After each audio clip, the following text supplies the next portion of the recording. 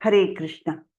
हाँ, तो ठीक है, तो अभी हम चौथा अध्याय देखेंगे।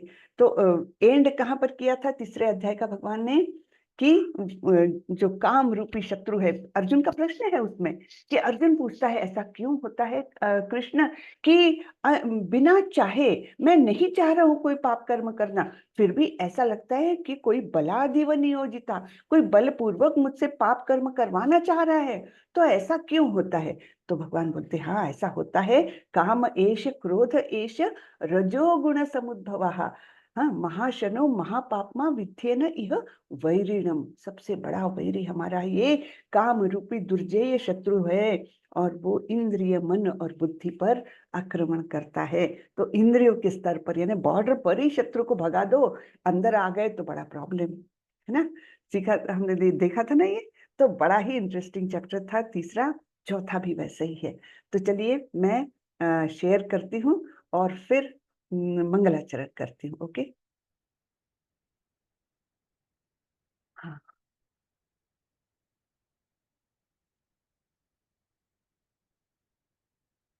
ओके। ओम नमो भगवते वासुदेवाय, ओम नमो भगवते वासुदेवाय, ओम नमो भगवते वासुदेवाय, ओम अज्ञानतिमिरान्धस्य ज्ञानाञ्जनशलाकया चक्षुरुन्मिलितं येन तस्मै श्रीगुरवे नमः। श्रीचैतन्यमनोभीष्टं स्थापितं येन भूतले स्वयं रूपः कदा मह्यं ददाति स्वपदान्तिकं।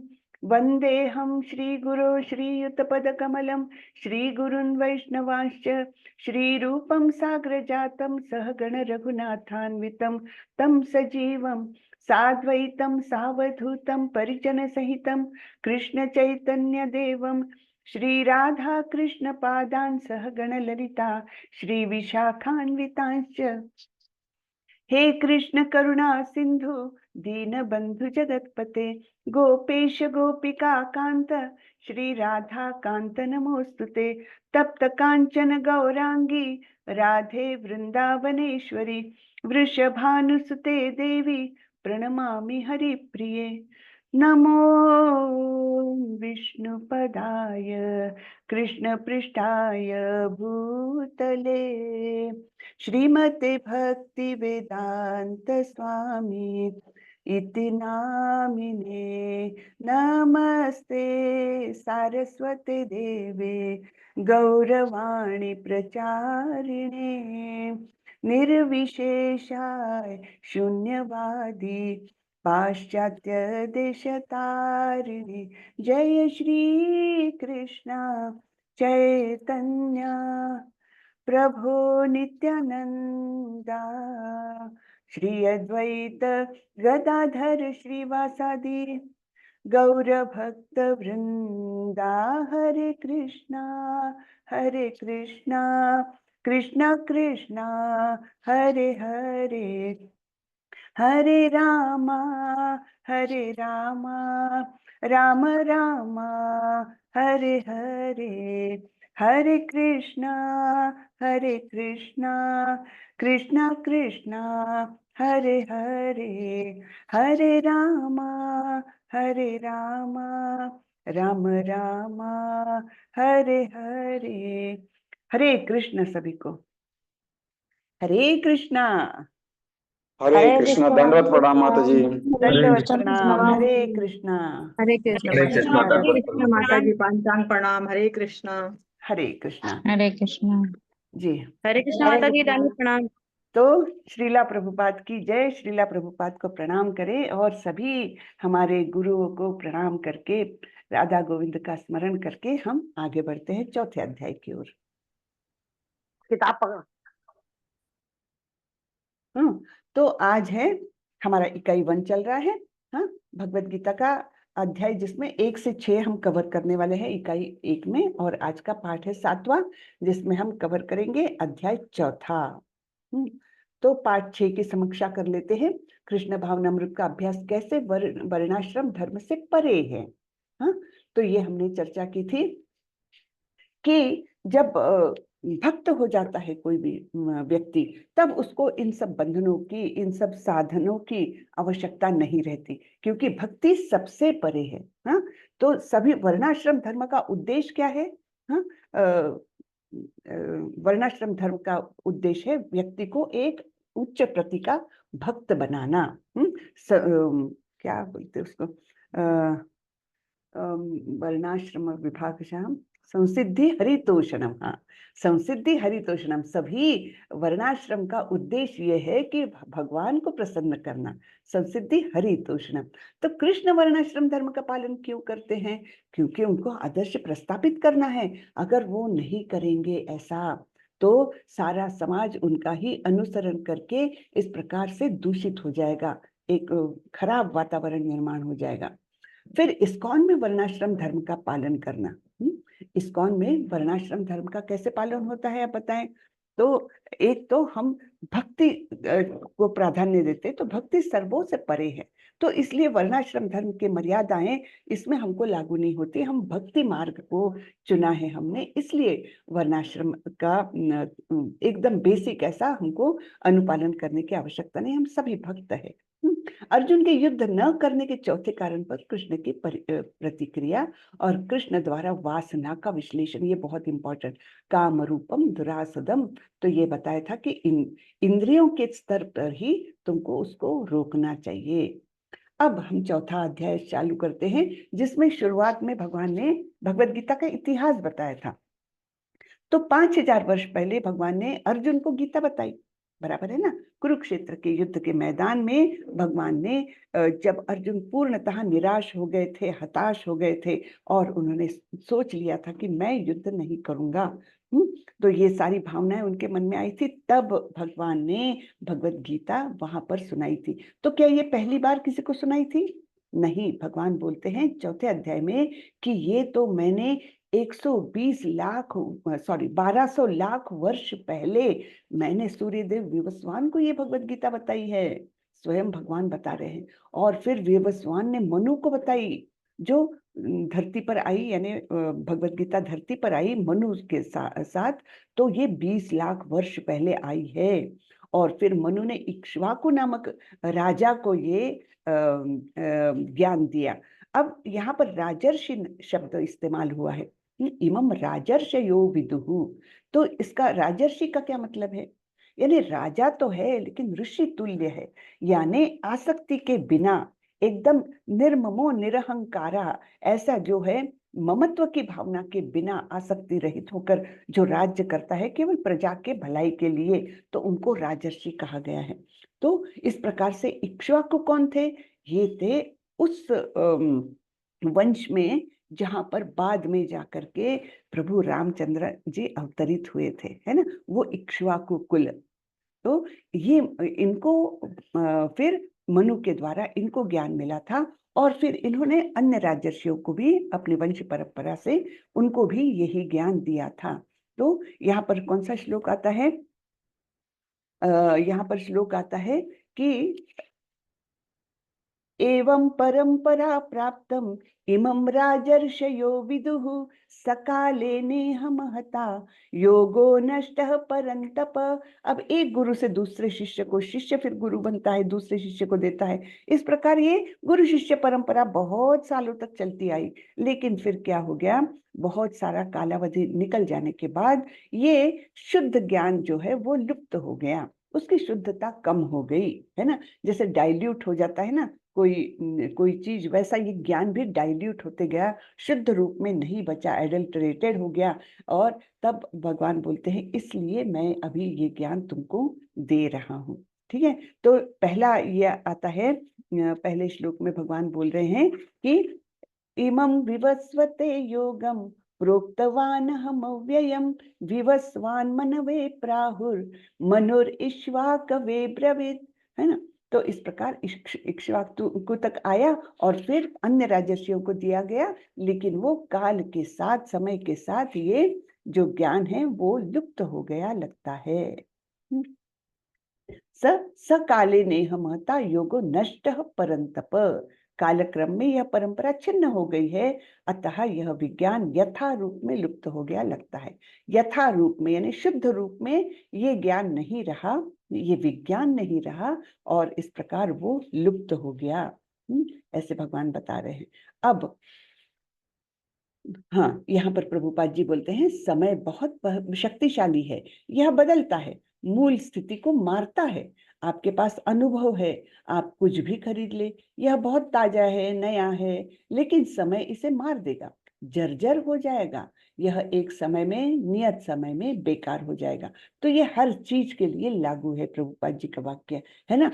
आज हमको कोई ज्ञान बहुत अच्छा लग रहा है, कोई फिजिक्स का नया एक थियरी आई या कुछ प्रूव हो गया कि ऐसा ऐसा है, हमको बहुत अच्छा लगता है, लेकिन फिर क्या होता है, काल के अनुसार फिर कुछ समय बाद लोग बोलने लगे, अरे नहीं, वो थियरी जो थी ना वो गड़बड़ थी, उसमें इतने इतने डिफेक्ट्स थे, है ना। तो हर चीज का ऐसे होता है, हम आज ताजे फूल लेकर आए, कल शाम तक वो एकदम बासी हो जाएंगे। तो समय का प्रभाव है, हर चीज बदलती रहती है ना।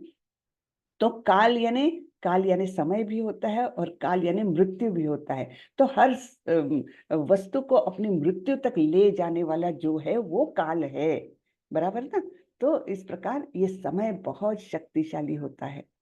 हाँ, हमारे लिए कैसे, हमारे बहुत अच्छे दिन हैं, फिर भी समय ऐसा है कि वो बदलता है और बुरे दिन आ सकते हैं, है ना। सुख का परिणति दुख में हो सकती है, और दुख में भी हमको ज्यादा डिस्टर्ब होने की आवश्यकता नहीं, क्योंकि सुख आने ही वाला है। तो ये एक साइक्लिकल वो रहता है। तो इसके लिए जैसे मात्रा स्पर्शास्तु कौन्तेय शीतोष्ण सुख दुखदः, हमने दूसरे अध्याय में देखा था ना, मात्रा स्पर्शास्तु कौन्तेय शीतोष्ण सुख दुखदः आगमा अपायिनो अनित्यम तांस्तितिक्षस्व भारत।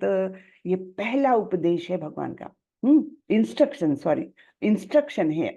तांस्तितिक्षस्व भारत यानी क्या, अर्जुन इसको टॉलरेट करो। किसको टॉलरेट करो? ये सर्दी गर्मी के मौसम, ये दुख और सुख का आना जाना, ये सब चलता ही रहेगा, लेकिन उसको तुम टॉलरेट करो। तांस्तितिक्षस्व भारत, ये बहुत सुंदर बात भगवान ने दूसरे अध्याय में कही है ना। तो ये समय का प्रभाव है, ठीक है। और उसको मनुष्य को चाहिए कि हर समय विचलित हुए बिना हमारा जीवन यापन चलना चाहिए। सुख भी आएगा, दुख भी आएगा, यश भी मिलेगा, अपयश भी मिलेगा, लेकिन हमको कैसा रहता है, स्थितप्रज्ञ रहना है। स्थितप्रज्ञ के लक्षण भी हमने दूसरे अध्याय में देखे थे, है ना। सुख दुखे समय कृत्वा लाभा लाभौ जया जयौ, हाँ, उसको एक समान करते हुए तुम जीवन यापन करो अपने, ऐसा बोला है भगवान ने। तो यह भौतिक समय, इसे काल कहा जाता है। यह काल भी कृष्ण का दूसरा रूप है। तो कालेन महता, ये काल की महत्ता है कि सब कुछ बदलते रहता है, इसलिए इसे महात्मा कहते हैं। यह बहुत शक्तिशाली है, यह कोई साधारण बात नहीं है। महता, नष्ट करना उसका काम है। तो काल का काम है नष्ट करना। आज एक सुंदर सी बिल्डिंग खड़ी हो गई है, लेकिन काल के अनुसार वो पुरानी होती जाएगी, जर्जर होती जाएगी, और वो एकदम खंडहर में बदल जाएगी, होता है ना। तो ये काल की महिमा यहाँ पर प्रभुपाद जी बता रहे हैं। तो 5000 वर्ष पूर्व भगवान ने स्वयं देखा कि गुरु परंपरा टूट चुकी है, अतः उन्होंने घोषित किया कि गीता का उद्देश्य नष्ट हो चुका है। इसी प्रकार इस समय गीता के इतने संस्करण उपलब्ध है, विशेषतया अंग्रेजी में, कि उनमें से प्राय सभी प्रामाणिक गुरु परंपरा के अनुसार नहीं है। अब यहाँ पर हम देखते हैं प्रभुपाद जी ने जो यथारूप भगवत गीता लिखी है, उसके पीछे का कारण क्या है। तो जैसे हमने देखा कि राजर्षियों से परंपरा चलती आ रही, वो भी काल के अनुसार नष्ट हो गई। फिर आगे जाकर तो कलयुग का प्रादुर्भाव हुआ, और इसमें तो फिर क्या हुआ, यानी अर्जुन को बताने के बाद भी, अर्जुन को तो ज्ञान दे दिया 5000 वर्ष पूर्व, और उसके बाद भगवत गीता पर अनेक अनेक लोगों ने भाष्य किए, क्योंकि जो जैसे भगवान ने बताया वो किसको समझेगा, हमको क्या संस्कृत समझेगा। जब तक कोई उस पर भाष्य नहीं करता हम नहीं समझ सकते। तो फिर बहुत सारे भाष्य आ गए मार्केट में, करीबन 800 से ज्यादा भाष्य है मार्केट में भगवत गीता पर। अब कोई स्पोर्ट्स मन है, उसको इच्छा होगी चलो भगवत गीता पर लिखता हूँ, वैसे ही मैं इतना फेमस हूँ, मैं ये किताब लिख डालूंगा तो और फेमस हो जाऊंगा और पैसे कमाऊंगा। तो उसने भगवत गीता लिखी। अब वो कौन से एंगल से लिखेगा? स्पोर्ट्स के एंगल से लिखेगा। यानी जो ज्ञान कृष्ण ने अर्जुन को दिया है, वो वैसा के वैसा तो कोई नहीं दे सकेगा। फिर कोई पॉलिटिशियन लिखेगा, वो अपना ज्ञान उसमें घुसाएगा। यानी ऐसे भी संस्करण निकले हैं कि भगवत गीता में से कृष्ण को ही गायब कर दिया। ऐसे भी कुछ कुछ भाष्य निकले हैं। तो वो क्या करते हैं, सब कुछ इमेजिनरी मान करके चलते हैं कि कृष्ण नहीं थे, वो तो ऐसा एक फिलॉसफी है, जो फिलॉसफी उस समय ऐसे समाज में आई। तो उसके लिए ये दो इमेजिनरी कैरेक्टर्स निर्माण किए गए, कृष्ण और अर्जुन, एज इफ एक कैरेक्टर दूसरे कैरेक्टर को बता रहा है, और ऐसा ज्ञान। यानी भगवत गीता में से कृष्ण ही गायब, तो फिर क्या बची भगवत गीता, है ना? तो इस प्रकार से अनेक अजीब अजीब संस्करण मार्केट में है, और प्रभुपाद जी के ये ध्यान में आया। खास करके अंग्रेजी में जो है, वो तो बिल्कुल ही मतलब यथास्थिति से बिल्कुल ही हट करके ऐसे भाष्य थे, और वो मेनली पैसा कमाने के लिए और अपनी ख्याति दूर दूर तक फैले, इसके लिए ऐसे लिखे गए थे। इसलिए फिर प्रभुपाद जी ने सोचा कि ऐसे संस्करण अगर रहेंगे मार्केट में तो कोई भक्त नहीं बन सकता। ऐसे भाष्य पढ़ेगा तो व्यक्ति कैसे भक्त बन सकेगा, है ना? मायावादी भाष्य करे सर्वनाश। तो अगर मायावादी भाष्य कोई पढ़ लेगा तो उसका तो सर्वनाश निश्चित है, तो वो कहाँ से भक्त बनेगा? इसलिए हाँ, भक्तों को योग्य मार्गदर्शन करने के लिए प्रभुपाद जी ने स्वयं ये भगवत गीता यथारूप लिखी, है ना? और उन्होंने कौन सा ज्ञान दिया? जो उनको गुरु शिष्य परंपरा से आया हुआ ज्ञान उनको प्राप्त था शुद्ध रूप में, उसमें कुछ भी मनगढ़ंत नहीं, है ना? जो जैसा कृष्ण ने बताया और जैसा अर्जुन ने समझा, वैसा ही ये ज्ञान हम तक प्रभुपाद जी की कृपा से आया हुआ है। तो इसकी हमने बहुत विशेष उसको महत्व दे करके अपने जीवन में उतारने का प्रयास करना है हमको, बराबर ना? तो ये सभी प्रामाणिक गुरु परंपरा के अनुसार नहीं है, और इसलिए ये इसी बात से प्रभावित होकर के, इसी बात से आवश्यकता जान करके प्रभुपाद जी ने अपनी भगवत गीता यथारूप लिखी। अतएव अंग्रेजी में गीता के एक संस्करण की नितांत आवश्यकता थी, जो परंपरा अर्थात गुरु शिष्य परंपरा से प्राप्त हो। प्रस्तुत प्रयास इसी आवश्यकता की पूर्ति के उद्देश्य से किया गया है। भगवत गीता यथारूप मानवता के लिए महान वरदान है। तो ये हमारे लिए तो निश्चित रूप से महान वरदान के स्वरूप में ये हमारे सामने आई है। तो सूर्यदेव विवस्वान आपसे पहले हो चुके हैं, यानी अब ये अर्जुन का प्रश्न है। उनको भगवान बता रहे हैं, मैंने तो ये ज्ञान विवस्वान को दिया 1200 लाख वर्ष पहले। तब अर्जुन पूछते हैं, भाई आप मेरे सामने खड़े हो, आप और मैं एक ही आयु के हैं लगभग, और आप बोल रहे आपने 1200 लाख वर्ष पूर्व ये ज्ञान दिया, ये कैसे हो सकता है? तो सूर्यदेव विवस्वान आपसे पहले हो चुके हैं, बहुत ज्येष्ठ है वे। तो फिर मैं कैसे समझूं कि प्रारंभ में भी आपने उन्हें इस विद्या का उपदेश दिया? ये मेरी समझ में नहीं आ रहा, ये अर्जुन बोल रहे हैं। तब भगवान बताते हैं कि अरे मैं और तुम अभी तो है ही साथ में, लेकिन हमारे अनेकानेक जन्म हो चुके हैं, अनेकानेक अनगिनत जन्म हो चुके हैं। फर्क ये है कि तुम सारे जन्मों के बारे में भूल गए हो, भूलते हो। हर बार नया जन्म होता है तब पिछले जन्म के बारे में तुम भूल जाते हो, लेकिन मैं कुछ भी नहीं भूलता। और इसलिए मैं बोल रहा हूँ कि मैंने 1200 लाख वर्ष पूर्व ये गीता का ज्ञान विवस्वान को, सूर्यदेव विवस्वान को दिया था। ठीक है ना? तो ये भगवान की दिव्यता है, पारलौकिकता है।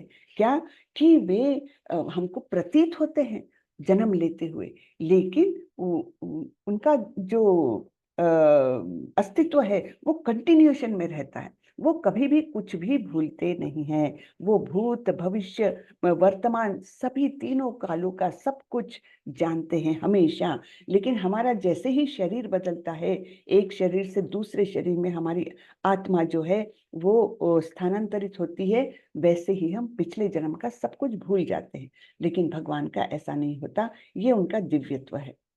यानी उनका भौतिक शरीर और उनकी आत्मा, मतलब उनका शरीर और आत्मा ये एक ही है। हमारा स्थूल शरीर बना है पंच महाभूतों से, और फिर सूक्ष्म शरीर बना है मन बुद्धि अहंकार से, और आत्मा और भिन्न है ना। आत्मा तो जो जिसका स्वरूप भगवान के जैसा ही है, गुणात्मक दृष्टि से भगवान का और हमारा अस्तित्व एक जैसा है। लेकिन हम भौतिक जगत में आने के कारण हमने ये भौतिक आवरण पहन लिया है, ये आवश्यक है। इसके बिना हम कुछ भी नहीं कर सकते। केवल आत्मा कुछ नहीं कर सकती इस भौतिक जगत में आकर, इसलिए उसको ये आवरण आवश्यक हो जाता है। बराबर है ना। तो ये हम में और भगवान में भिन्नता है। तो जन्म कर्म च में दिव्यम, भगवान क्या बोलते हैं। हाँ, ये यहाँ पर बताते हैं, बहुनी में व्यतीतानि जन्मानि तव चार्जुन, तान्यहं वेद सर्वाणि न त्वं वेत्थ परन्तप। तुम्हारे तथा मेरे अनेकानेक जन्म हो चुके हैं, मुझे तो उन सबका स्मरण है, किंतु हे परंतप, तुम्हें उनका स्मरण नहीं रह सकता। तो ये अंतर है तुम में और मुझ में। मुझे सब कुछ स्मरण है, तुमको नहीं रह सकता। जैसे ही तुम शरीर बदलते हो, तुमको पिछले जन्म का सब कुछ विस्मरण हो जाता है। तो ये दिव्यता है, जन्म कर्म च में दिव्यम। और क्या दिव्य है। शरीर परिवर्तन के साथ साथ जीवात्मा सब कुछ भूल जाता है, किंतु कृष्ण सब स्मरण रखते हैं, क्योंकि वे अपने सच्चिदानंद शरीर को बदलते नहीं। तो उनका शरीर, चाहे वो यहाँ पर भौतिक धरातल पर आ जाए, फिर भी उनका शरीर सच्चिदानंद ही रहता है। हमको दिखने में तो अपने जैसे ही लगते हैं, लेकिन होते नहीं है वो। उनका शरीर भी दिव्य रहता है यहाँ आने के बावजूद। तो जैसे यहाँ पर हम देख रहे हैं, देवकी और वसुदेव को उन्होंने पहले अपने चतुर्भुज रूप में दर्शन दिया था, और उसके बाद फिर वो छोटे से बालक बन के उनके गर्भ से आए थे, है ना। तो ये दिव्यता है उनकी, भगवान की। भगवान कैसे भूल सकते हैं। अगर आप भूल जाते हो तो आप तुरंत भगवान नहीं है। है ना। तो कई संप्रदाय ऐसे बोलते हैं कि मैं भी भगवान ही हूँ, बस यहाँ पर आ गया हूँ तो मैं भूल गया हूँ कि मेरे को क्या क्या करना चाहिए, मुझ में क्या क्या शक्तियां हैं, ये सब मैं भूल गया हूँ। तो मैं अगर थोड़ा सा जाकर के तप कर लूंगा ना, एक 5 साल मैंने अगर तपस्या कर दी, तो मैं भगवान बन के ही आऊंगा। हाँ, ये भगवान बनते नहीं है, भगवान है। हाँ, वो उनको कोई बनाते नहीं है कि तपस्या कर लो और कुछ व्रत कर लो तो तुम भगवान बन जाओगे, बिल्कुल नहीं, है ना। तो भगवान भूलते नहीं है, भगवान का शरीर सच्चिदानंद है। ये सारे दिव्यत्व के गुण हम में नहीं हो सकते हैं। तो अगर आप भूल जाते हैं तो आप भगवान नहीं है, निश्चित रूप से। कोई अन्य तर्क नहीं है। भगवान भूल नहीं सकते, भगवान हमेशा याद रखते हैं, सब कुछ याद रहता है उनको। तो हम बोलते हैं ना, हम छठे अध्याय में देखने वाले हैं, तो उसमें बोलते हैं कि अंतकाल में जो भगवान का स्मरण करते हुए अपने देह को त्यागता है, अंतकाले च मामेव स्मरण मुक्त्वा कलेवरम यह प्रयाति स मद्भावम याति न तत्र संशया। तो जो अंतकाल में मेरा स्मरण करते हुए अपने देह को त्यागता है, वो निश्चित रूप से मेरे धाम को प्राप्त होता है, इसमें कोई संदेह नहीं। ऐसे भगवान बोलते हैं। तो कई बार कोई प्रश्न पूछते हैं हमको कि अगर मृत्यु के समय कोई बड़ा भारी भक्त है, लेकिन उसको मृत्यु ऐसी आ गई कि क्षण भर में उसको पता लगने के पहले ही मतलब वो उसकी मृत्यु हो गई, तब फिर क्या होगा। उसको तो स्मरण करने को समय ही नहीं मिला, तो फिर क्या होगा। तो क्या उसकी पूरी जीवन भर की तपस्या नष्ट हो जाएगी, उसको फल नहीं मिलेगा। तो ऐसा नहीं है। हमारे आचार्य लोग बोलते हैं कि तुम भूल भी जाओ, फिर भी भगवान को स्मरण रहता है कि इसने जीवन भर मेरा नाम स्मरण किया है, इसने जीवन भर मेरी सेवा की है। अंतकाल में कुछ क्षणिक कुछ घटनाओं के कारण वो नहीं कर पाया, तब भी ये तो भक्त है मेरा। तो भगवान याद रखते हैं, इसलिए हमको डरने की आवश्यकता नहीं है।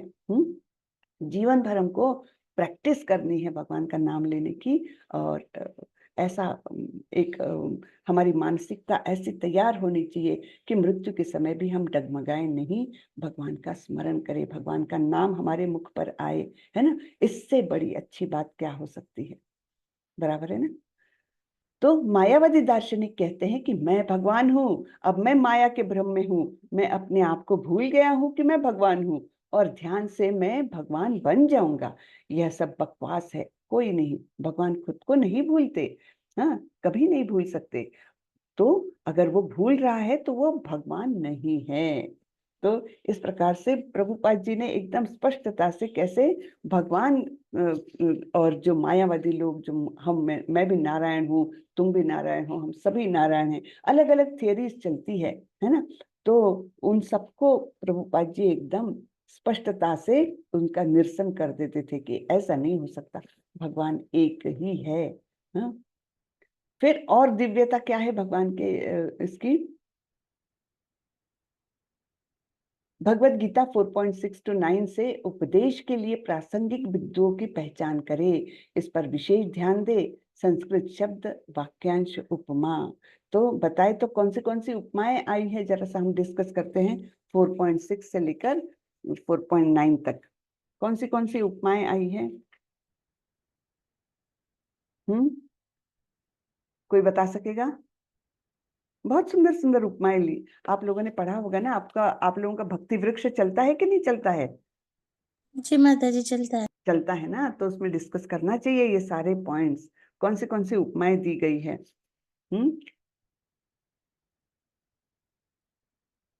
बताएं।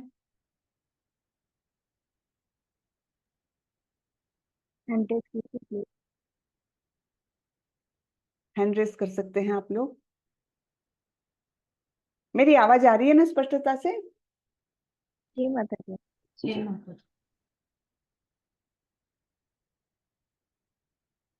कोई नहीं? हरे कृष्ण माता जी। हरे कृष्ण जी। माता जी, इसमें प्रभु जो है वो अपने आप को अध्याय 4 में बताते हैं कि वो अजन्मा है, अविनाशी है, और वो कैसे प्रकट होते हैं। तो ये सारी चीजें प्रभु एक्सप्लेन करते हैं। उसके लिए एक श्लोका भी है, मैं उसको याद नहीं कर पा रही हूँ, बता नहीं पा रही हूँ, ध्यान में नहीं आ रहा है। वो श्लोका 6 है माता जी, अध्याय 4 से, जिसमें प्रभु बोलते हैं कि वो अजन्मा है और प्रकृति मैं हरे प्रभु कृष्ण, यहाँ आपकी पर आवाज अपने आप। कट रही। हाँ, वो श्लोका अजोपि संयम्य जी जी भूतान, जी है माता ना। जी। जी अजोपि हाँ, जहाँ पे प्रभु। संयम्यात्मा भूतानाम ईश्वरोऽपि सन् प्रकृतिम स्वाम अधिष्ठाय संभवामि आत्म मायया। मैं आत्म माया से आता हूँ, आत्म माया के हाँ द्वारा मैं प्रकट होता हूँ, है ना। और यद्यपि मैं हाँ अजन्मा और अविनाशी हूँ, और यद्यपि मैं हाँ समस्त जीवों का स्वामी हूँ, तो भी मैं हाँ हर युग में अपने आदि दिव्य जी। रूप में प्रकट होता हूँ, है ना। और इसी को, जी माता जी, इसी को फॉलो करते हुए श्लोका 7 भी है, जहाँ पे प्रभु बोलते हैं यदा यदा हि धर्मस्य ग्लानिर्भवति भारत अभ्युत्थानम् अधर्मस्य तदात्मानं सृजाम्यहम्। जहाँ पे प्रभु बोलते हैं कि जब जब धर्म की हानि होगी, अधर्म मतलब बढ़ेगा, तब तक प्रभु जो है वो अवतार लेकर आएंगे। तो ये सारी चीजें मतलब यहाँ पे है जी माता जी जी। वहाँ पे प्रभु बताते हैं कि वो कैसे। फिर फॉलोइंग श्लोका है 4.8 में, जहाँ पे प्रभु बोलते हैं कि वो साधुओं की रक्षा करने के लिए, दुष्टों का विनाश करने के लिए और धर्म की फिर से स्थापना करने के लिए हर युग में जब जब ऐसा अधर्म बढ़ेगा और सज्जनों पर, साधु पर अत्याचार होगा, धर्म का विनाश होगा, प्रभु हर युग में बार बार जो है वो प्रकट होंगे, अवतार लेंगे। हरे कृष्ण माता जी जी। जी जी। तो यहाँ पर एक उपमा दी गई है, सूर्य की उपमा दी गई है। तो हमको लगता है कि अभी भगवान का जन्म हुआ है और अभी वो इतने साल रहे कृष्ण, है ना, और फिर वो चले गए, तो हमको लगता है कि बस वो खत्म हो गए। लेकिन यहाँ पर प्रभुपाद जी ने उनको उपमा दी है सूर्य की। तो हमको लगता है कि सूर्य का उदय हुआ और फिर सूर्य का अस्त हो गया। लेकिन क्या सूर्य कहीं जाता है? नहीं, सूर्य घूमता ही रहता है ना।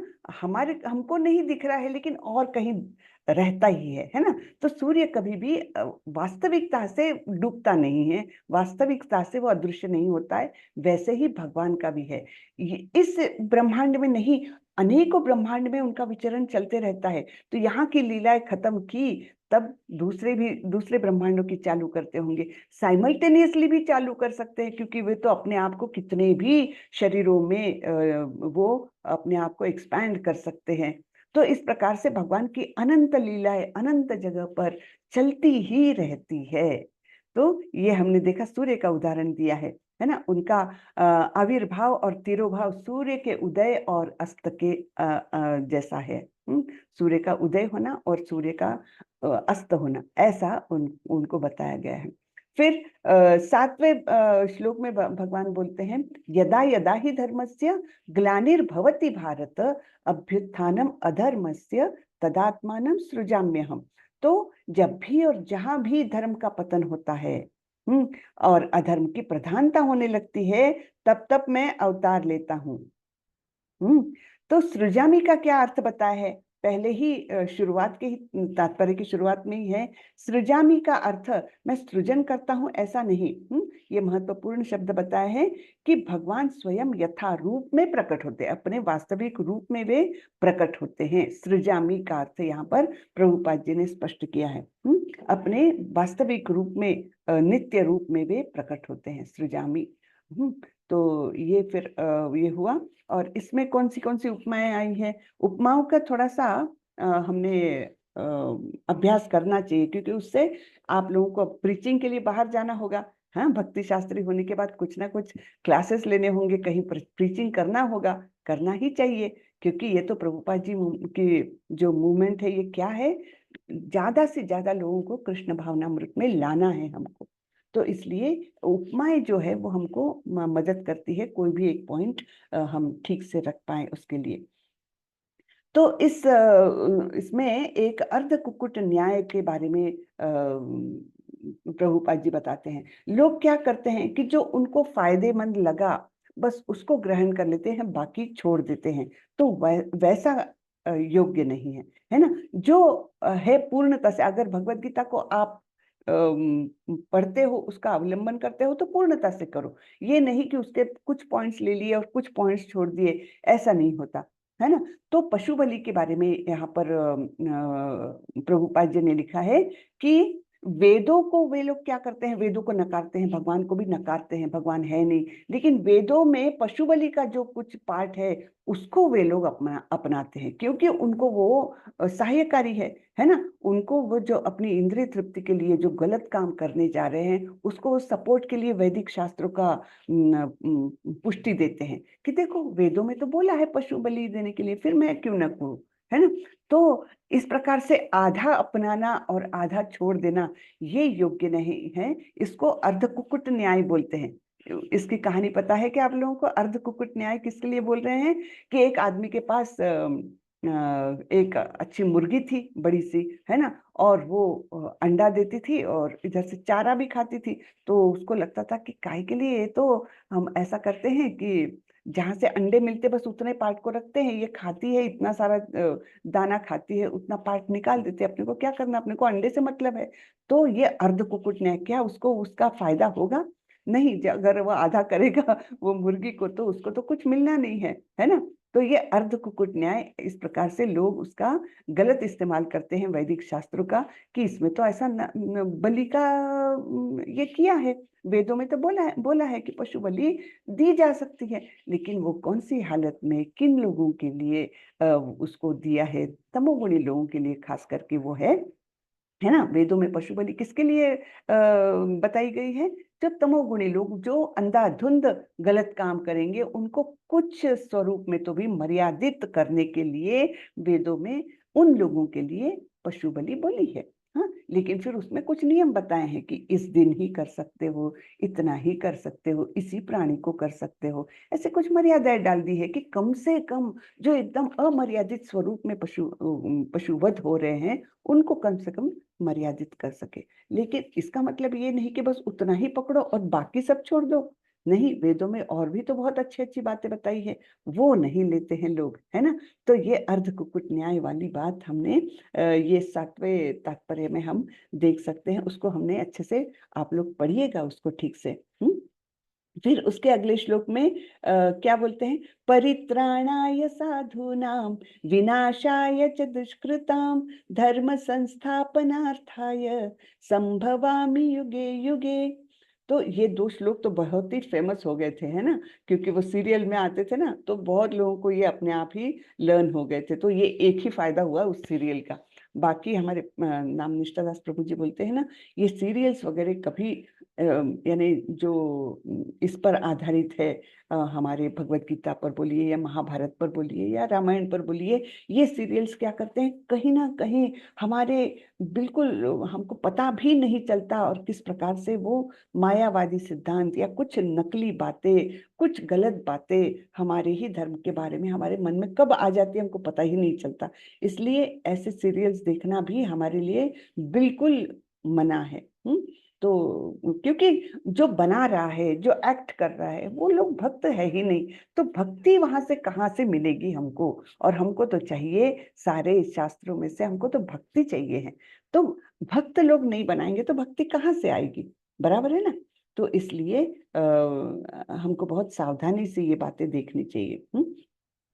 फिर ये श्लोक तो सबको ही पता है, परित्राणाय साधूनाम, कि क्यों आते हैं भगवान, अवतार लेते हैं, क्यों लेते हैं, तो भक्तों का उद्धार करने, है ना। फिर दुष्टों का विनाश करने और धर्म की फिर से स्थापना करने के लिए वे हर युग में आते हैं।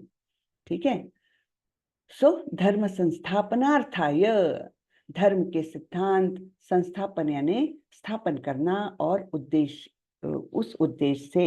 हाँ, तो ये तीन शब्दों का अर्थ यहाँ पर बताया है, धर्म संस्थापनार्थाय।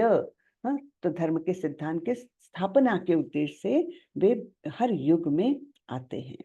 फिर और क्या है, दिव्य, त्यक्त्वा देहम पुनर्जन्म नैति मामेति सोर्जुन।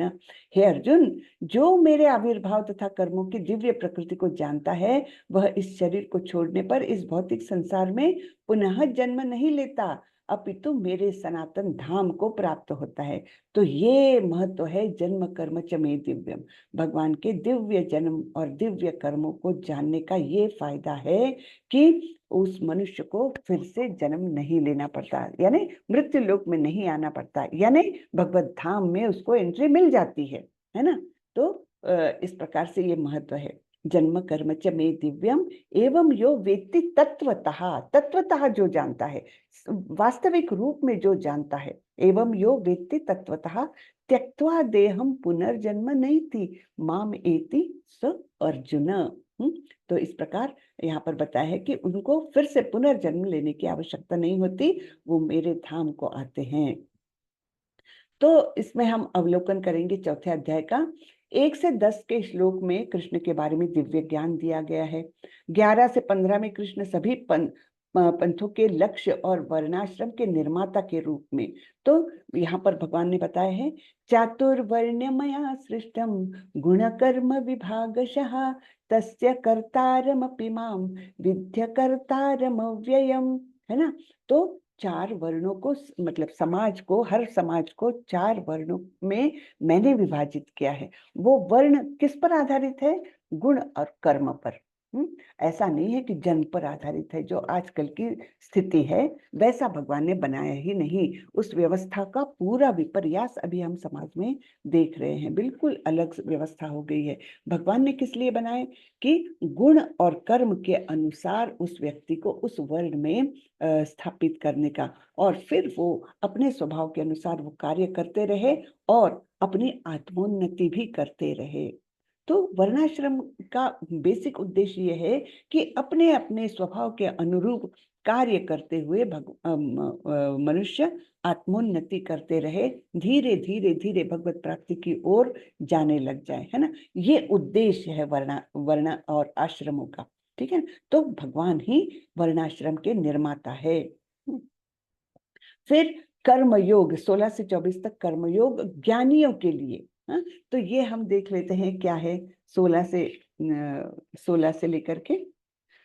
हाँ, तो यहाँ पर बताया है कर्म के जो प्रकार है उनके बारे में जानना बहुत आवश्यक है। तो कर्म, विकर्म और अकर्म, ये 3 प्रकार के कर्म, 3 प्रकार से हम विभाजित कर सकते हैं कर्म को।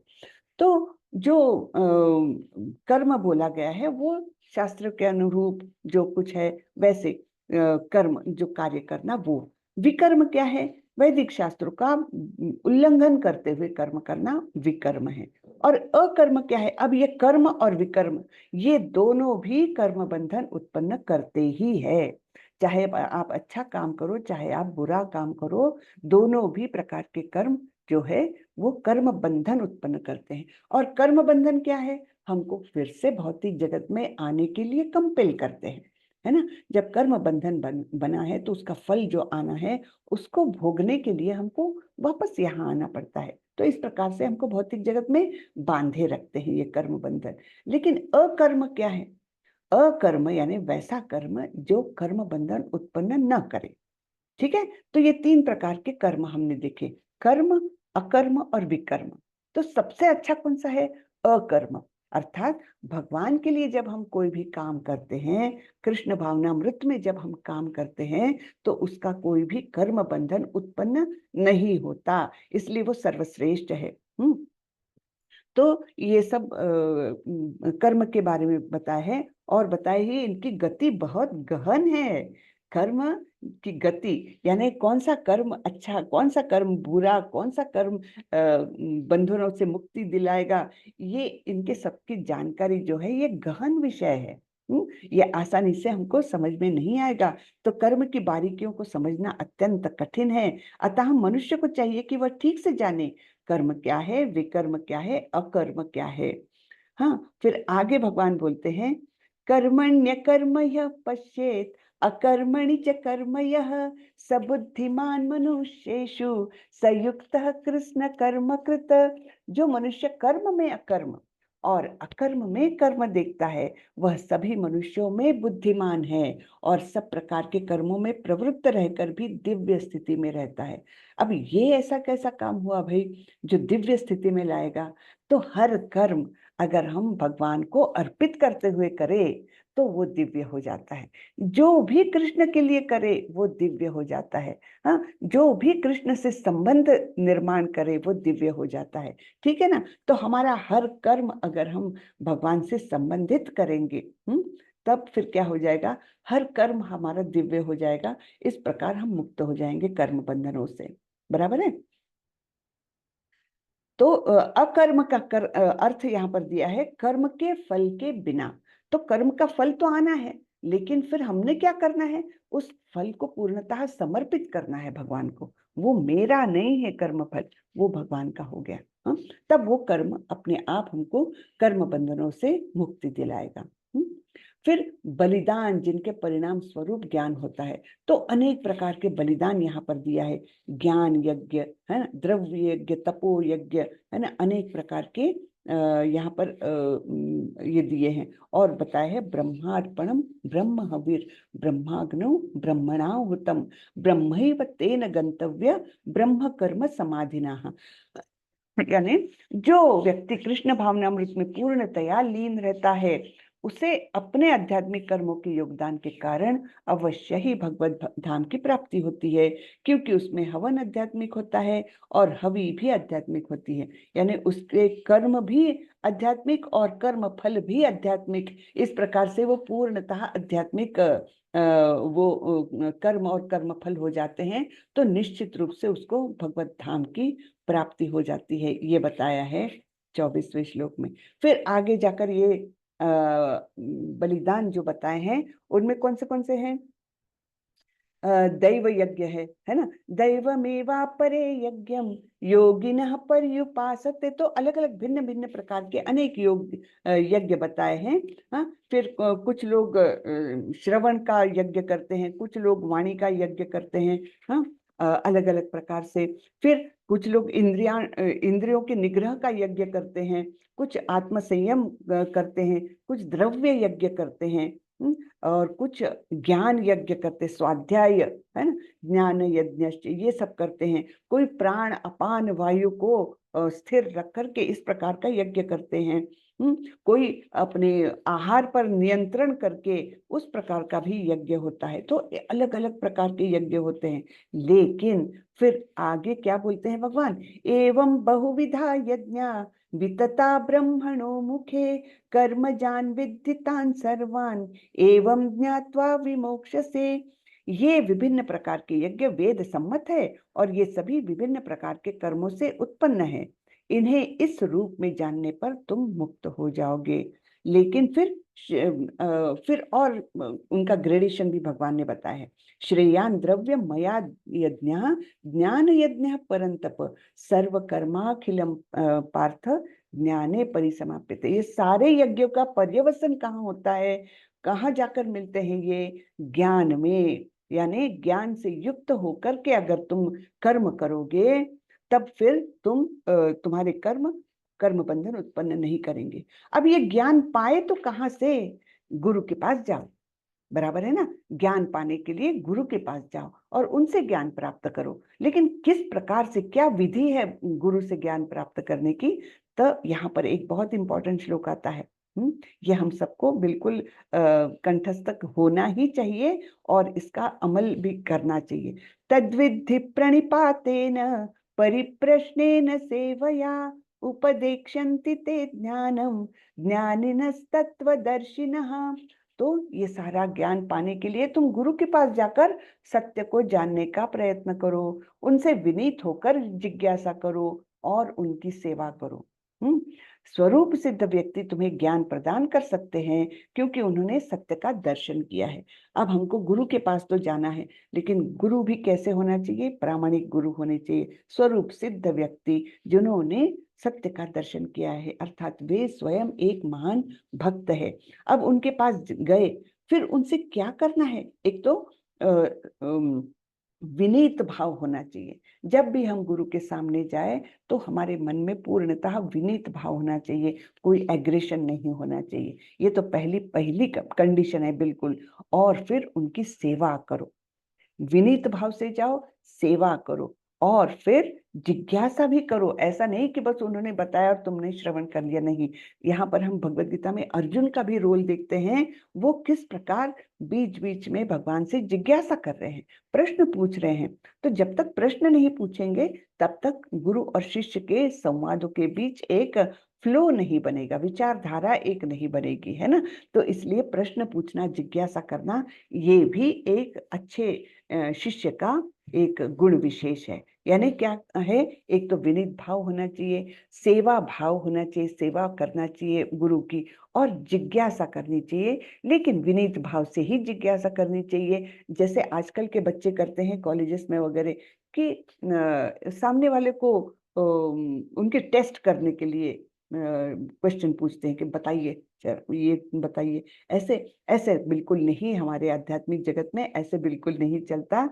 गुरु के पास जब जाए तो अत्यंत विनीत भाव से, सेवा भाव से जाए और जिज्ञासा करे नम्रता से, ठीक है ना। तो ये इस प्रकार से ज्ञान अर्जित करे।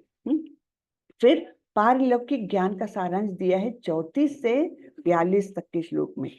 तो हम देखते हैं 34वां श्लोक जो है, तो वो तो हमने देखा ही, तद्विद्धि प्रणिपाते न, है ना। तो इस प्रकार हमको ज्ञान लेना है और फिर ऐसा ज्ञान प्राप्त होने पर फिर से तुम मोह में नहीं पड़ोगे। स्वरूप सिद्ध व्यक्ति से वास्तविक ज्ञान प्राप्त कर चुकने पर तुम पुनः कभी ऐसे मोह को प्राप्त नहीं होंगे, क्योंकि इस ज्ञान के द्वारा तुम देख सकोगे कि सभी जीव परमात्मा के अंश स्वरूप है, अर्थात वे सब मेरे हैं। तो ज्ञान प्राप्त करके हमको क्या पता चलेगा कि सभी जीवों में तो परमात्मा का अंश है ना। परमात्मा चींटी में भी है, हाथी में भी है, मुझ में भी है और सभी में है। ये जब ज्ञान हो जाएगा तब हमको क्या होगा? भिन्नता नहीं रहेगी कि ये भिन्न है, ये नीच है, ये उच्च है, इस प्रकार की भिन्नता नहीं रहेगी और सभी जगह पर हम परमात्मा का दर्शन कर सकेंगे। अब और इसमें एडिशनल क्या है? तो क्या परमात्मा बट गए हैं इतने सारे जीवों के अंदर? है तो नहीं, परमात्मा फिर भी वैसे के वैसे ही रहते हैं। इतने सारे जीवों के अंदर आत्मा के साथ बैठ करके, आत्मा और परमात्मा दो हर जीव के अंदर है। तो इतने बटने के बाद भी भगवान वैसे ही पूर्णमिदं पूर्णमदं पूर्णात् पूर्णमुदच्यते पूर्णस्य पूर्णमादाय पूर्णमेवा अवशिष्यते। तो यहाँ पर सारा हमारा लॉजिक, सारा हमारा गणित फेल हो जाता है जब हम भगवान के स्वरूप को जानते हैं, तो है ना। तो हम तो जानते हैं कि अरे 10 में से 5 गए तो 5 ही बचने चाहिए, लेकिन यहाँ तो नहीं, 10 में से 1000 भी निकाल दो तभी 10 वैसे ही है। ऐसे हैं हमारे भगवान, है ना। तो ये बहुत इंपॉर्टेंट श्लोक हमने ईशोपनिषद में पढ़ा हुआ है। ओम पूर्णमिदं पूर्णमदं पूर्णात् पूर्णमुदच्यते पूर्णस्य पूर्णमादाय पूर्णमेवावशिष्यते। पूर्ण में से पूर्ण भी गया तब भी पूर्ण बचा ही है। तो ऐसे हैं हमारे भगवान, इसलिए उनका स्वरूप कभी भी नहीं बदलता। और तो और सब परमात्मा स्वरूप में सब जीवों में रहते हैं, फिर भी अपने धाम में उनका नित्यवास रहता ही है। उनके गोलोक वृंदावन धाम में नित्यवास है और वहां पर उनकी लीलाएं निरंतर चलती रहती है ना। तो ये हम देखें। और फिर ये भी एक, अपि चेदसि पापेभ्यः सर्वेभ्यः पापकृत्तमः सर्वं ज्ञानप्लवेनैव वृजिनं संतरिष्यसि। यदि तुम्हें समस्त पापियों में भी सर्वाधिक पापी समझा जाए तो भी तुम दिव्य ज्ञान रूपी नाव में स्थित होकर दुख सागर को पार करने में समर्थ हो जाओगे। तो अर्जुन को जो शंका थी कि मुझे पाप लगेगा, तो अब यहाँ पर तो पूर्णतः निरसन कर रहे हैं भगवान उसका, कि बोल रहे हैं अगर तुम समझ रहे हो कि तुमको पाप लगेगा, तुम पापी हो, युद्ध करने जा रहे हो, तब भी तुम अगर सबसे पापी भी व्यक्ति हो तब भी इस ज्ञान को पा करके तुम मेरे धाम को आ सकते हो, इस भवसागर को तुम पार कर सकते हो, है ना। तो ये हमारे लिए भी एक बड़ा भारी आश्वासन है कि हमको कई बार लगता है कि कृष्ण भावनामृत में आने से पहले मैंने तो बहुत सारे गलत काम किए हैं, तो फिर क्या होगा। लेकिन भगवान सबको आश्वासित कर रहे हैं, कोई बात नहीं, जो हो गया भूल जाइए, अभी कृष्ण भावनामृत में आए हैं, अभी मेरा ही अनुसरण करिए, मेरी भक्ति करिए, भक्ति में सेवा करिए, और तब कहीं जाकर के तुम्हारे सारे पाप तो वैसे ही चले जाते हैं। इवन यानी हम जानते हैं कि हर हमारे कर्म का फल तो हमको मिलना है, वो मिलता भी है, लेकिन केवल भक्त का जो है कर्म फल का भी भगवान मतलब उसको भी निकाल देते हैं। तो इसके बारे में ब्रह्म संहिता में भी लिखा गया है कि बाकी तो इंद्र से लेकर इंद्रगोप तक का जो एक माइक्रोस्कोपिक ऑर्गेनिज्म है, सभी लोग अपने अपने कर्मों के फल भोगते रहते हैं, लेकिन भक्त ऐसा है कि जिसके कर्मों के फल भी भगवान उनका भी निरसन कर देते हैं, निकाल देते हैं। तो ये भक्तों के लिए कितनी अच्छी बात है ना। इसलिए भक्ति सर्वश्रेष्ठ है। इसलिए भगवान बोलते हैं कि सबसे बुद्धिमान व्यक्ति ही भक्ति योग को चुनता है, बराबर है ना। तो ये हमारे लिए कितनी अच्छी बात है कि हाँ, हम भी इस भक्ति के पथ पर पहला कदम ही सही, पहला कदम तो रखा है, कम से कम आगे बढ़ेंगे, बराबर है ना। तो पारलौकिक ज्ञान का सारांश हम देख रहे हैं।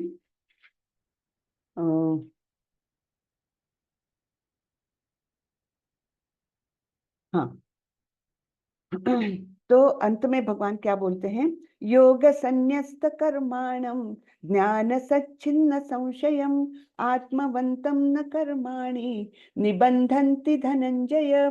जो व्यक्ति अपने कर्म फलों का परित्याग करते हुए भक्ति करता है और जिसके संशय दिव्य ज्ञान द्वारा विनष्ट हो चुके होते हैं, वही वास्तव में आत्मपरायण है। हे धनंजय, वह कर्मों के बंधन से नहीं बनता। ठीक है, तो कर्म बंधन न होने के लिए क्या है, कर्म फलों का परित्याग, ठीक है ना, और भक्ति, परित्याग कर देना है और भगवान की सेवा करना है।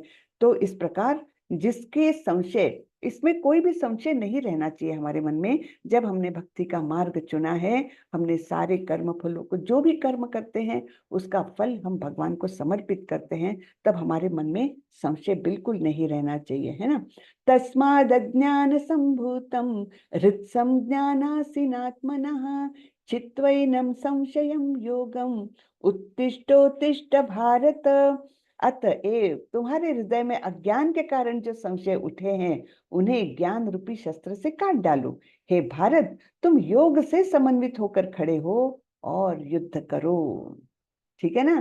तो भगवान कहीं भी अर्जुन को ये नहीं बोल रहे हैं कि ठीक है युद्ध मत करो, तुमको नहीं करना है मत करो, जी नहीं। हमारे लिए भी ये आदेश है कि हमको हमारे कर्तव्य करना ही है।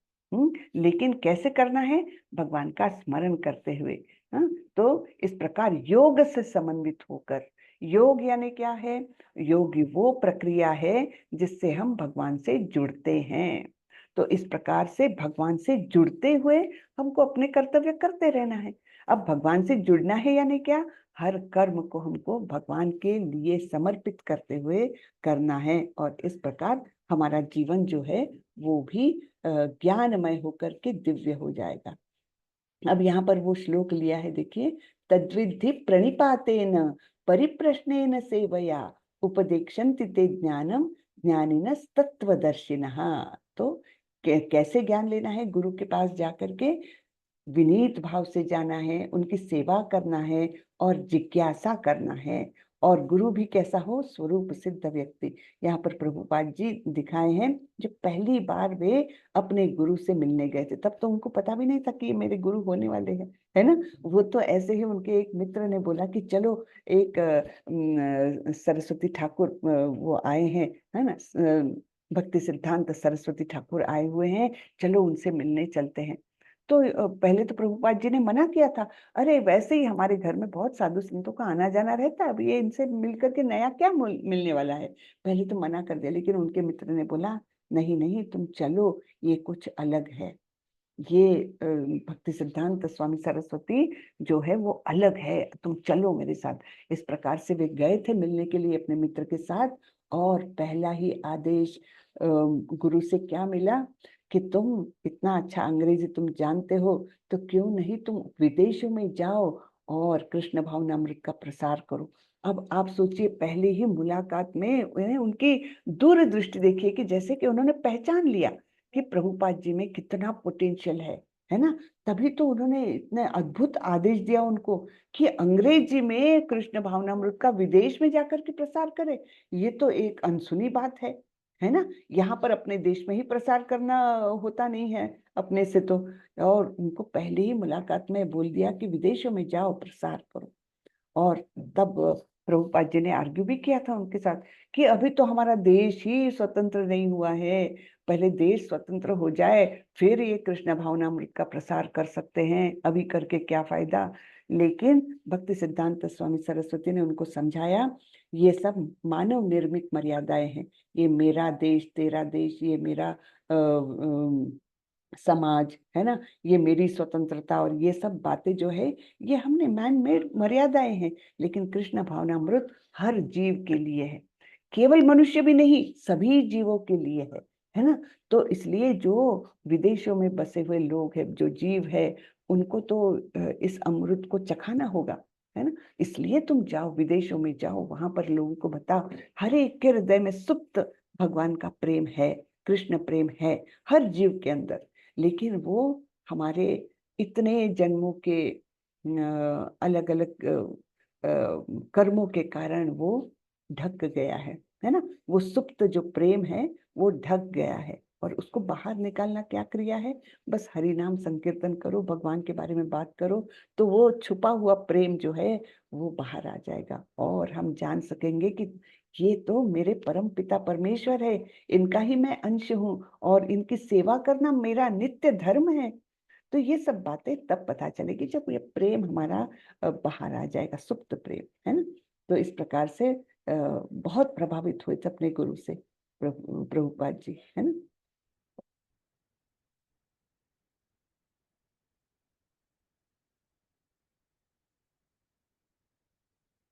तो यहाँ पर थोड़ा सा, हाँ, टाइम है अभी अपने पास। एक बार ये तात्पर्य सब लोग पढ़ लीजिए, और एक साथी के साथ चर्चा करें जो आपको विशेष रूप से महत्वपूर्ण लगते हैं, इस पर चर्चा करना है कि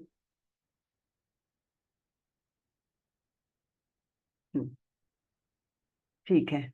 ब्रेकआउट रूम करें कि ऐसे ही चर्चा करेंगे? हम ऐसे ही कर लेते हैं। तो 4.34 का तात्पर्य जरा पढ़ें, सब लोग पढ़ें।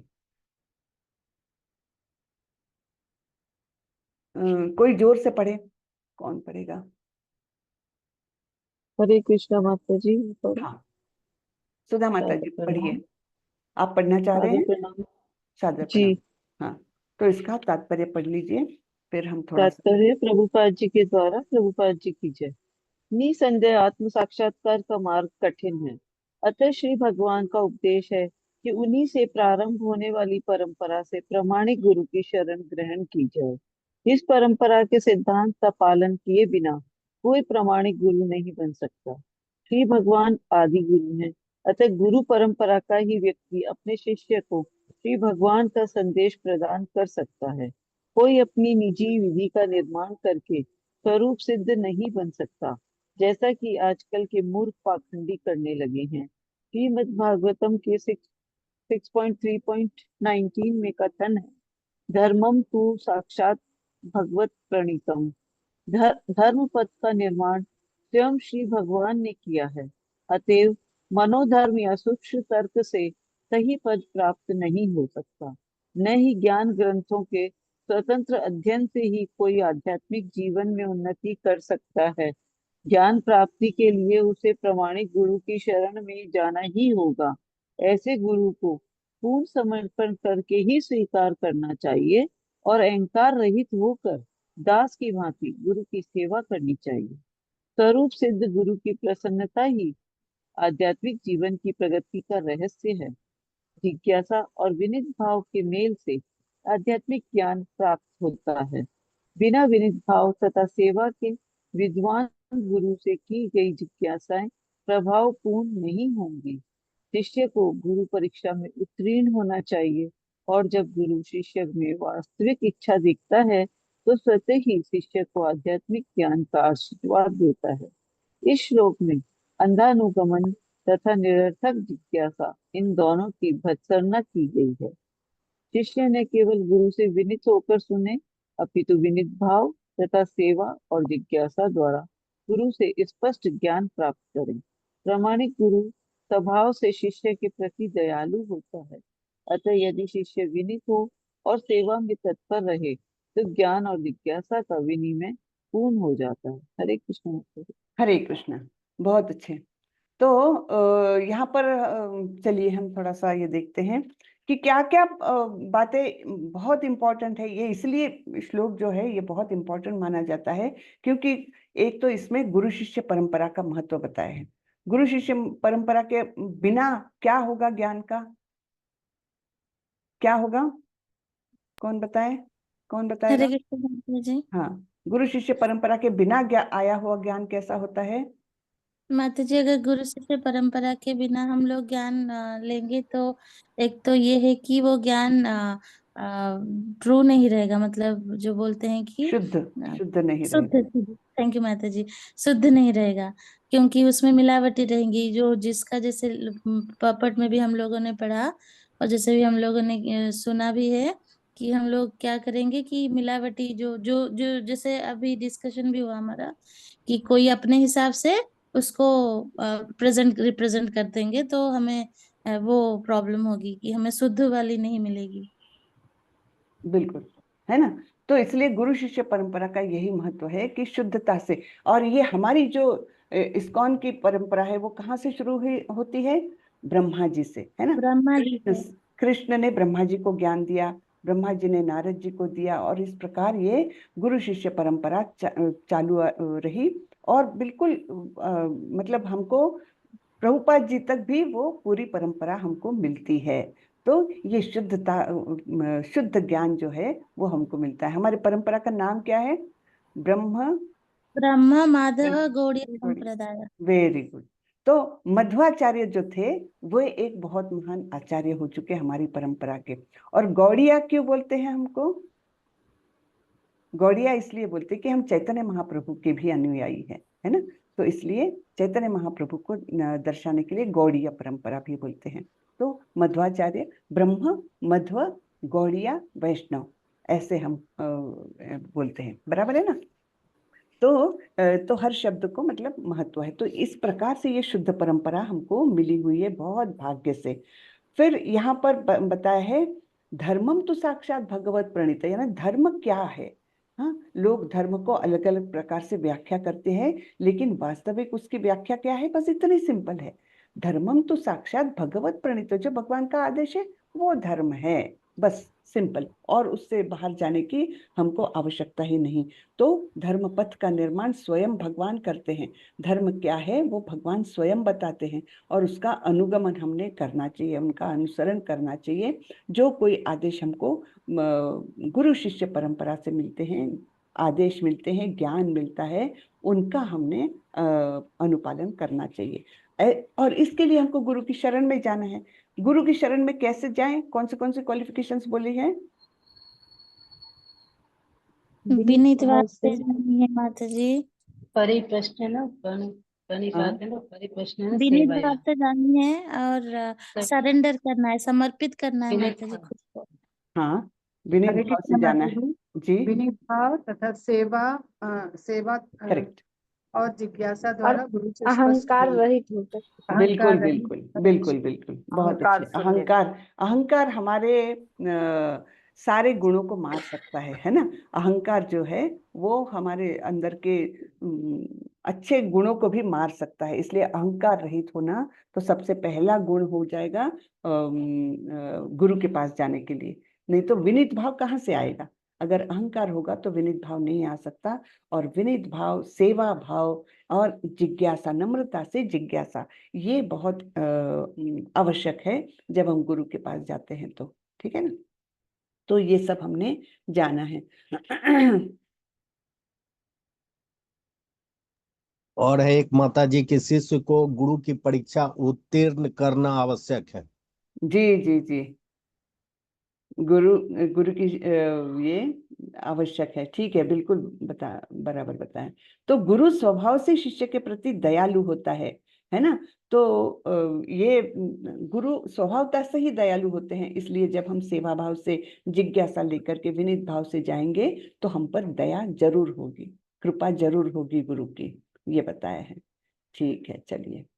तो सागर में कोई कितना ही कुशल तैराक क्यों न हो, जीवन संघर्ष अत्यंत कठिन है। यदि कोई संघर्षरत तैरने वाले को आगे बढ़कर समुद्र से निकाल लेता है तो वह सबसे बड़ा रक्षक है।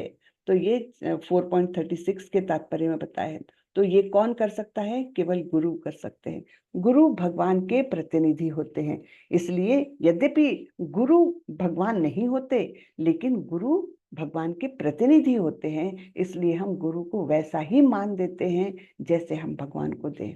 ठीक है ना? तो ये बहुत इंपॉर्टेंट बात है। हम देखते हैं इस्कॉन के मंदिरों में प्रभुपाद जी की कैसे पूजा होती है ना। सवेरे सबसे पहले हम क्या क्या बोलते हैं? गुरुवाष्टकम सबसे पहले, है ना। संसार दावानल लीढ़ लोका, बराबर है ना। तो ये गुरु का महत्व है कि ये भवसागर से निकालने के लिए हमको गुरु के मार्गदर्शन की आवश्यकता है। उनके बिना हम नहीं इस भवसागर को पार कर सकते। ठीक है? तो सबसे बड़ा रक्षक होता है जो आगे बढ़ करके हमको भवसागर से निकलता है। तो हमें सैकड़ों और हजारों आध्यात्मिक गुरुओं की आवश्यकता है जो इस कृष्ण विज्ञान को समझ चुके हैं और दुनिया भर में इसका प्रचार करना है। तो ऐसे हम सब लोग अभी तैयार हो रहे हैं, है ना। हम सभी लोग प्रयासरत है कि प्रभुपाद जी के मिशन को आगे ले चले। तो इसके लिए हमको उपदेशक बनना है। हाँ, तो अगर ऐसा नहीं होता, कई लोग बोलते हैं अरे वो भगवत गीता पर क्या बोलेगा, वो खुद का ही उसका आचरण ठीक नहीं है, या वो परफेक्शन में नहीं है। आचरण ठीक नहीं ऐसा नहीं, लेकिन परफेक्शन में नहीं है। जैसे अब मुझे एक चांस मिला है आप लोगों के सामने बात करने का, तो ऐसा नहीं है कि मैं परफेक्ट हूँ, लेकिन हाँ, हमारा परफेक्ट क्या होना चाहिए? हमारा मैसेज परफेक्ट होना चाहिए। वही प्रभुपाद जी बोलते हैं, है ना, कि मैं एज ए व्यक्ति मैं परफेक्ट नहीं हूँ, मैं इतनी टॉपमोस्ट भक्त नहीं हूँ कि जो ये ज्ञान दे सकूं, वो नहीं है। लेकिन प्रभुपाद जी ने जो बोला है उसमें अपने मनगढ़ंत बातें लगाए बिना अगर मैं उसको आप तक पहुंचा रही हूँ तो ठीक है, बराबर है ना। तो वैसा ही हमको सबको बनना है कि कैसा, कि जिससे कि ज्यादा से ज्यादा लोग इसमें कृष्ण भावनामृत में जुड़ सके। ज्यादा से ज्यादा लोगों में हमको प्रचार प्रसार करना है कृष्ण भावनामृत का, और उसके लिए हमको तैयारी करना है। इसलिए हमने इस संघ का निर्माण किया है। संघ का यानी इस कृष्ण भावनामृत संघ का, अर्थात इस्कॉन का। और हम सभी ईमानदार आत्माओं को समाज में भाग लेने और आध्यात्मिक गुरु बनने के लिए आमंत्रित करते हैं और दुनिया भर में इस विज्ञान का प्रचार करना है। इस ज्ञान की बहुत आवश्यकता है, बराबर है ना। आज नहीं तो आज के कलयुग में हम देख रहे हैं हर जगह युद्ध हो रहा है, हर व्यक्ति दूसरे व्यक्ति से ईर्ष्या कर रहा है, हर व्यक्ति दुखी है, कोई भी आनंद में नहीं है ना। क्यों? क्योंकि इस भौतिक जगत के सारे 3 प्रकार के ताप, कौन से ताप होते हैं? आध्यात्मिका, अधिदैविका, अधिभौतिका, है ना? भौतिका। हाँ, तो ये तीनों प्रकार के ताप से पीड़ित होकर हर व्यक्ति जो है परेशान है, कोई भी सुखी नहीं है, कोई भी मन में शांति नहीं पा रहा है। तो इसलिए इस ज्ञान की बहुत आवश्यकता है। जब हम 5 साल पहले हमारी अपनी अवस्था आप याद करें और आज की अवस्था याद करें, बहुत अंतर आ गया है। तो ऐसा ही सारे समाज को अगर धीरे धीरे बदलने का मौका मिले, ज्यादा से ज्यादा लोग अगर इससे जुड़ जाएं, तो सभी समाज में जो है एक प्रकार की शुद्धता आएगी, सतोगुण में लोग आ जाएंगे, और फिर ये जो कलह युक्त वातावरण है ये धीरे धीरे कम हो जाएगा, है ना। इसलिए इसकी बहुत आवश्यकता है। तो यहाँ पर ये आज का अध्याय खत्म हो रहा है। किसी को कुछ प्रश्न हो तो पूछ सकते हैं।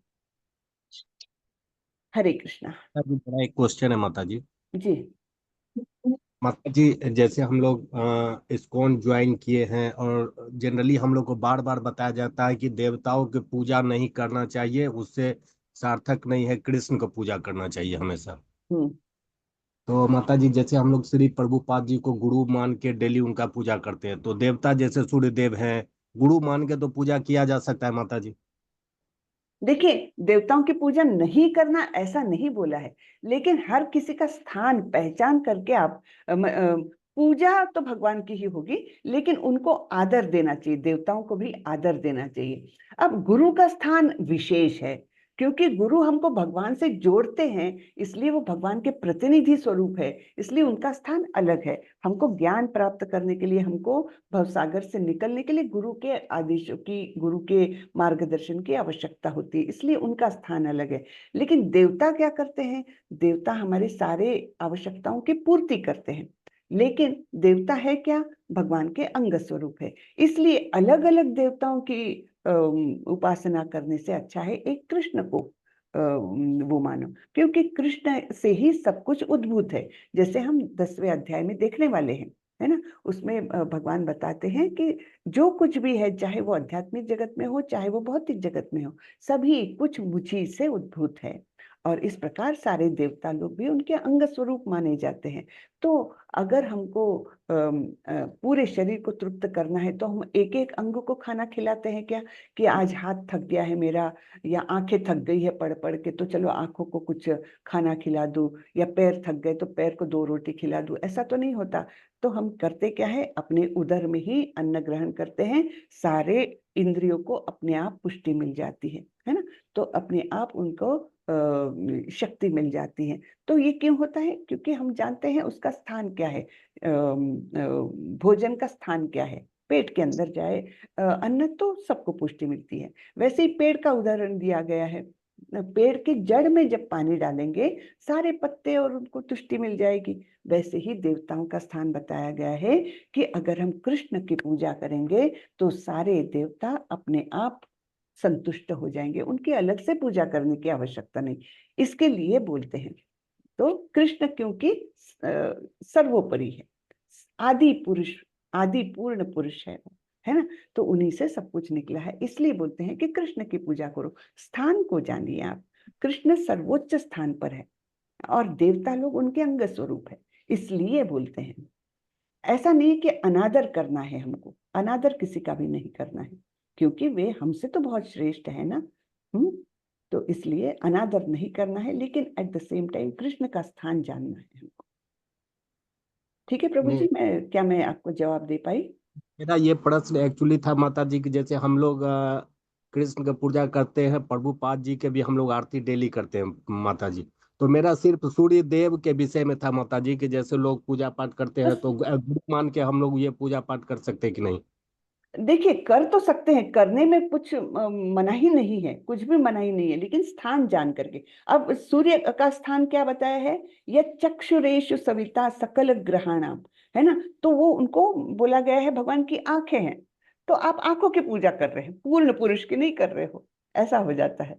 करिए, ये उनकी भी करिए, कोई मना ही नहीं है, लेकिन जी स्थान जानिए हर एक का। जैसे बस माता इतना जी ही। ने कहा था कि पहला जो है उपदेश सूर्यदेव को दिया गया था। तो हाँ प्रभुपाद जी और सूर्यदेव माने कि मैथमेटिक कैलकुलेशन से तो बराबर हो गए, तो गुरुदेव मान लीजिए अगर इच्छा हो तो पूजा गुरु मान के तो कर सकते हैं माता जी। हाँ, गुरु मान के करिए, कोई बात नहीं। लेकिन अभी इस युग में हमको गुरु, हमारे गुरु, इस युग युग के गुरु कौन है? तो प्रभुपाद जी है हमारे लिए, इसलिए हम डायरेक्ट उनकी करते हैं। तो सूर्य की भी करोगे तो गलत नहीं है उसमें, मैं ये नहीं बोल रही हूँ, ठीक है ना। जी माता लेकिन जी। कृष्ण के स्थान पर नहीं, कृष्ण के स्थान पर नहीं, कृष्ण का स्थान अलग है।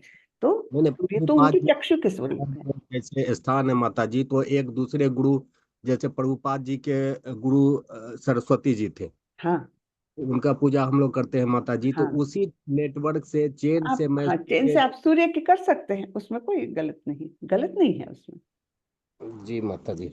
हरे कृष्ण माता जी। जी, हरे कृष्ण। श्री राधा माता जी, जी पूछना है कुछ? हरे कृष्ण माता जी। जी माता जी, सादर प्रणाम। सादर। माता जी, वो 4.24 में शायद है जो ब्रह्म कर्म समाधि ना, वो हाँ, थोड़ा समझा दीजिए। 2.24। हाँ 4.24 शायद हाँ, है। 4.24, यस।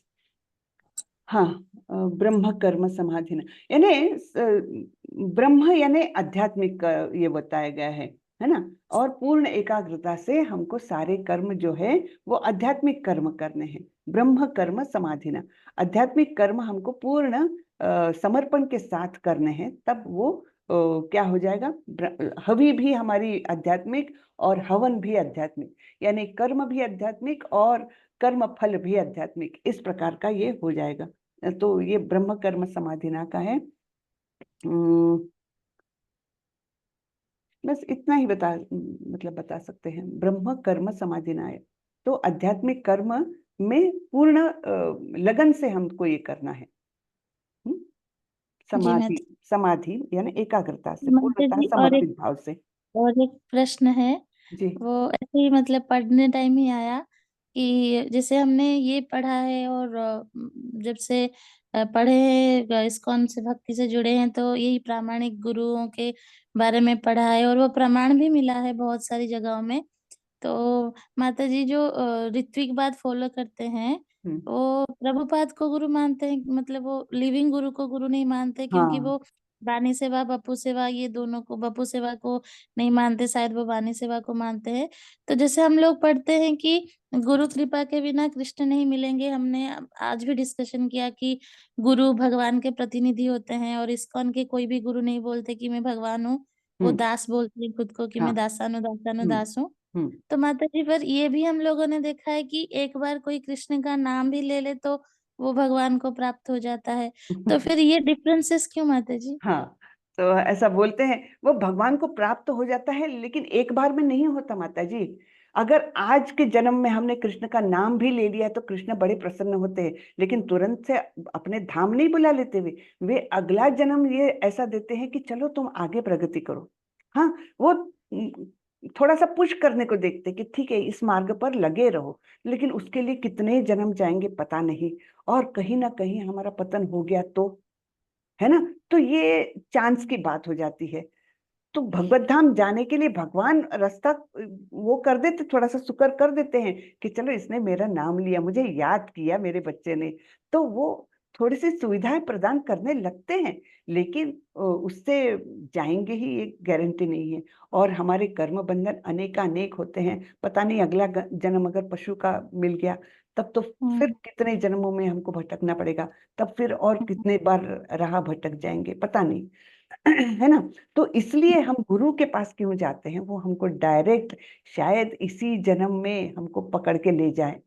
प्रभुपाद जी बोलते थे ना, मेरी धोती पकड़ के आ जाओ। जी जी यानी जी क्या, जी, कि बस मेरे आदेशों का पालन करते करते पालन जाओ। कर। जी तो जी। इसलिए गुरु की आवश्यकता है, क्योंकि अगले यही। जन्मों का भरोसा नहीं, कोई भरोसा जी नहीं, कि जी। कब यही पतन हो तीन। जाएगा भरोसा नहीं। जी माता जी, यही 3-4 दिन पहले गुरु महाराज ने भी वही कोट लिखा था ना माता जी, कि गुरु बनना बहुत इजी है, सिर्फ एक ही काम करना है कि अपने गुरु के उपदेश को आँख कान बंद करके फॉलो करना है। बिल्कुल बिल्कुल। कहाँ से मिलते हैं आपको जयपताका स्वामी महाराज के कोर्स? माता जी एक व्हाट्सएप का लिंक है ना, उनका चैनल है जयपताका स्वामी महाराज व्हाट्सएप चैनल है, मैं आपको भेज दूंगी। मुझे भेज दीजिए प्लीज। हाँ, थैंक यू सो वो मच। ऑफिशियल है माता जी, मैं भेज दूंगी आपको। हाँ, भेज दीजिए। ओके, धन्यवाद माता जी। जी, इंद्रपालक दास प्रभु। हरे कृष्णा माता जी, दंडवत प्रणाम। दंडवत प्रणाम प्रभु। माता जी, ये अभी आपने बताया था कि समस्त बलिदानों का पर्यवसान ज्ञान में होता है, यानी समस्त यज्ञों का प्रतिफल ज्ञान है। जी, तो इस संबंध में थोड़ा सा आप और प्रकाश चाहते हैं कि थोड़ा सा और बताएंगे? हरे कृष्ण माता। अच्छा। किस तरह से ज्ञान में होता है इस संबंध में? यानी इन सभी यज्ञों का पर्यवसन ज्ञान में होता है। ये जो जी। यज्ञ, अनेक प्रकार के यज्ञ बताए हैं ना, तो ये अल्टीमेटली जाकर के हमको ज्ञान ही प्रदान करते हैं। चाहे आप द्रव्य यज्ञ करते रहो, द्रव्य का दान करते रहो, है ना, या चाहे अंततोगत्वा सारे कर्म यज्ञों का अवसान दिव्य ज्ञान में होता है। तो धीरे धीरे धीरे इनका परिणति हमको ज्ञान में ही होनी है। तो ये कैसे है, इसके बारे में हम तात्पर्य पढ़ लेते चलिए। तो समस्त यज्ञों का यही एक प्रयोजन है कि जीव को पूर्ण ज्ञान प्राप्त हो, जिससे वह भौतिक कष्टों से छुटकारा पाकर अंत में परमेश्वर की दिव्य सेवा कर सके। तो भी इन सारे यज्ञों की विविध क्रियाओं में रहस्य भरा है। सारे यज्ञों के विविध क्रियाओं में रहस्य भरा है और मनुष्य को यह रहस्य जान लेना चाहिए। कभी कभी कर्ता की श्रद्धा के अनुसार यज्ञ विभिन्न रूप धारण कर लेते हैं। जब यज्ञकर्ता की श्रद्धा दिव्य ज्ञान के स्तर तक पहुंच जाती है तो उसे ज्ञान रहित द्रव्य यज्ञ करने वाले से श्रेष्ठ माना जाता है। तो यानी ये जैसे यज्ञ करते करते हमको अपने आप जो अंदर से ज्ञान की स्फूर्ति आती है, इस प्रकार का कहा गया है, क्योंकि वो श्रद्धा बढ़ती है हमारी। हाँ, और श्रद्धा बढ़ते बढ़ते जैसे हम यज्ञ करते जाएंगे तो उसकी परिणति ज्ञान में हो जाती है। तो द्रव्य यज्ञ करने वाले से ज्ञान श्रेष्ठ माना जाता है ना, क्योंकि ज्ञान के बिना यज्ञ भौतिक स्तर पर रह जाते हैं और इनसे कोई आध्यात्मिक लाभ नहीं हो पाता। यथार्थ ज्ञान का अंत कृष्ण भावनामृत में होता है, जो दिव्य ज्ञान की सर्वोच्च अवस्था है। ज्ञान की उन्नति के बिना यज्ञ मात्र भौतिक कर्म बना रहता है। तो ये सारे यज्ञ करते करते, जैसे एक क्रिया करते करते हम ज्ञान को प्राप्त करें, इस प्रकार का बताया गया है कि हमको वो कर्म क्यों कर रहे हैं, यज्ञ क्यों कर रहे हैं, इसकी परिणति हमको इस ज्ञान में हो जाती है कि अंततोगत्वा हमको सारे कर्म जो करने हैं वो भगवान को समर्पित करते हुए करने हैं। तो सारे यज्ञ को हम भगवान को समर्पित करते हैं, इस प्रकार ज्ञान प्राप्त करते हैं।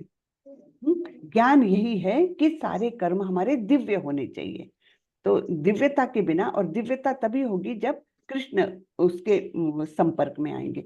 दिव्यता केवल कृष्ण के संपर्क से है। तो इस प्रकार फिर हमको वो कर्म करते करते ही उसमें दिव्यता आने लग जाएगी। जैसे हम एक कर्म करने के उद्देश्य से भी हम मंदिर के लिए दान दे रहे हैं, वो ही दान देने की क्रिया ही हम में शुद्धिकरण करती जाएगी। दान क्यों देते हैं, हमारे अंदर शुद्धिकरण होती जाता है। वो केवल क्रिया नहीं रह जाती, वो शुद्धिकरण की प्रक्रिया हो जाती है और उस प्रकार वो हमको भगवान से जोड़ती है, वो योग में परिवर्तित हो जाती है और इस प्रकार हमारा ज्ञान बढ़ता है और ज्ञान में ही परिणति हो जाती है उसकी, कि ये जो लक्ष्मी है ये हमको भगवान के द्वारा मिली है और इसका समर्पण भगवान में करना सबसे श्रेष्ठ है। इस प्रकार का ज्ञान वो क्रिया करते करते हमारे शुद्धिकरण के साथ आते जाता है। तो बेसिकली वो शुद्धिकरण प्रक्रिया है यज्ञ, यानी तो उसके साथ हमको ज्ञान मिलते जाता है, तो ज्ञान में परिणति हो जाती है उसकी, है ना। तो ये बताया गया है। हरे कृष्ण माता जी, दंडवत हरे प्रणाम। कृष्ण जी। कौन बोल रहे हैं? हरे कृष्ण जी। माता जी, मेरा एक थोड़ा हट के क्वेश्चन है माता जी, पूछ सकता हूँ माता जी? जी पूछिए प्रभु। माता जी जैसे ये भागीरथ के बारे में बताया गया था कि उनके पूर्वज जो है वो भटक रहे थे, तो गंगा धरती पे लाया गया माता जी।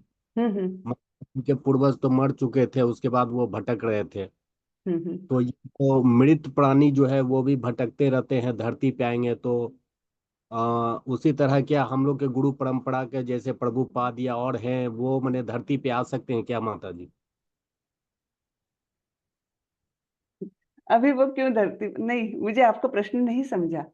वो भगीरथ के पूर्वज। भागीरथ माता जी ये तपस्या हाँ। किए गंगा को धरती पे लाने के लिए कि उनके पूर्वज को जो है मोक्ष मिल सके माता जी। पूर्वज जो है उनका आत्मा भटक रहा था, जैसे कहानी है माता जी। अच्छा। हाँ। गंगा तो इसीलिए लाए थे कि उनके पूर्वज को जो है शांति प्रदान करना था। तो मरने के बाद भी मतलब वो हवा की तरह मतलब